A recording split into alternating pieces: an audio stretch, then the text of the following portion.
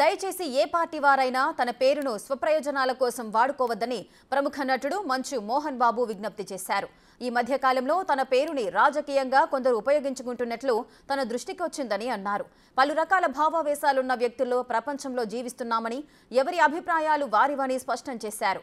చేతనైతే నలుగురికి సాయపడటంలోనే దృష్టి పెట్టాలి కానీ సంబంధం లేని వారిని రాజకీయ పార్టీలలోకి తీసుకురావడం బాధాకరమన్నారు.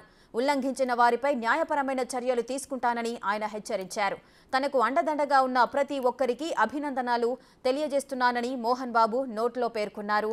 ప్రస్తుతం మోహన్ బాబు చేసిన ట్వీట్ సోషల్ మీడియాలో వైరల్గా మారింది.